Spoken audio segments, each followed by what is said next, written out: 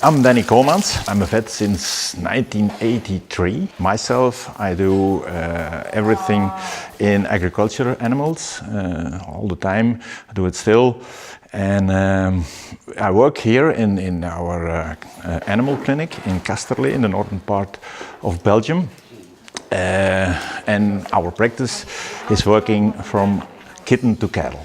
I was born between animals. My father was a small farmer. We had cattle, we had a horse, we had even rabbits, we had some pigs, and that's probably why I was always interested in agriculture animals. I think that regular vet checkups on a farm and to have an overview is very important. The long-term genetics will do a whole lot of work in the prevention of diseases. I believe that. We need to have a look at nutrition. It's very important. We need to look at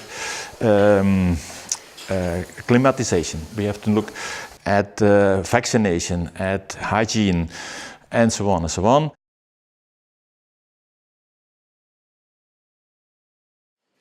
There is a lack for both preventive and curative medicines, I believe. Some illnesses are crying for a vaccine, and as we are limited in our groups treatments, we would like to have some more choice there too. In group treatment, I mean that if you have a group of 50 animals, cows for instance, and there are 3 cows sick, then we have to, in my opinion, we have to treat them all, because otherwise we have today 3 and tomorrow 5 and tomorrow another 2. So that's called metaphylaxis.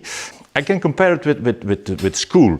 When little children go to school for the first time, and some of them become ill, the teacher will say, "You stay at home tomorrow." But we can't do that. We can't remove the sick animals from the group. So metaphylaxis stays important. I hear from colleagues that, for instance, in bees, there are some problems. For horses, we would like to have some more drugs, especially for oral treatment is a little bit tricky. But what I want to say that even in what I do most of the time, the milking cows, there is a problem. Or there are some problems. For instance, we would have to have more vaccines. I'm thinking on lame cows for Mortellaro. I'm thinking of mycoplasma for calves and things like that. We are not allowed to order any medicines in foreign countries, not in Europe, not abroad. So there is only one exception, and that's the cascade waterfall system.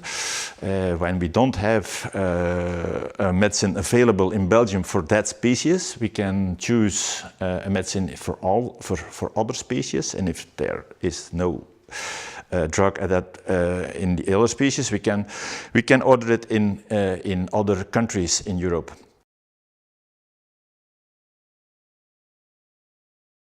Veterinarians in Belgium and in the Netherlands and probably in all European countries are very concerned about the resistance and the problem of resistance in antibiotics, and we're working on it.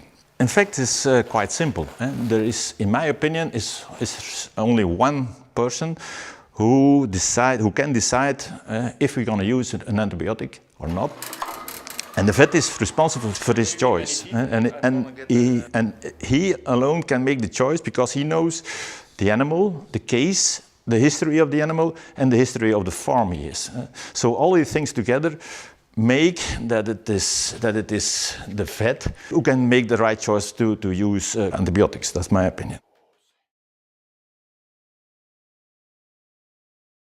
Farmers are informed by us, are informed by their agriculture organizations, and we see already now, let's say in the last few years, the mentality has changed. So be patient and we'll get along.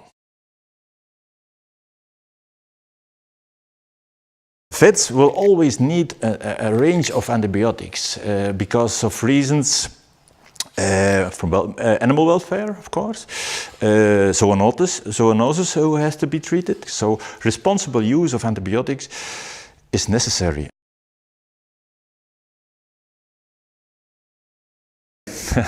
I have 3 chickens and 3 cats.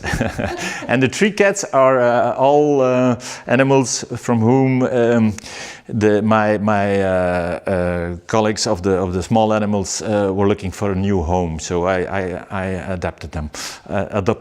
So that's all. I would like to have more animals, but for the moment I'm still too busy in my job. I can't treat them correctly. So maybe later.